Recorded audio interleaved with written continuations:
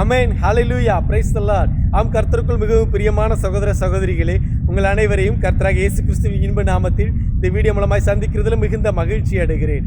ஆம் பிரியமானவர்களே, வேதம் இப்படியே சொல்கிறது சங்கீதம் 14:2, தேவனை தேடுகிற உணர்வுள்ளவன் உண்டோ என்று பார்க்க கர்த்தர் பரலோகத்திலிருந்து மனுபுத்திரனை கண்ணோக்கினார் என்று.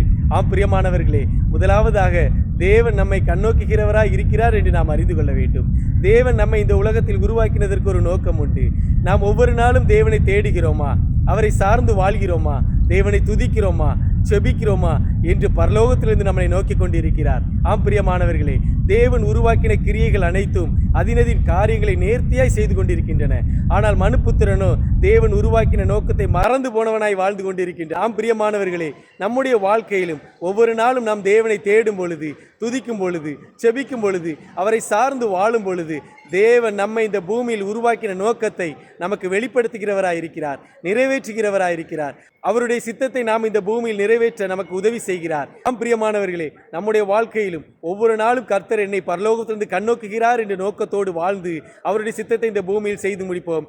கர்த்தர் உங்கள் மேல் கண்ணோக்கமாயிருந்து உங்களை வழி நடத்தி உங்களை ஆசீர்வதிப்பார். ஆமென், ஹalleluya, God bless you all.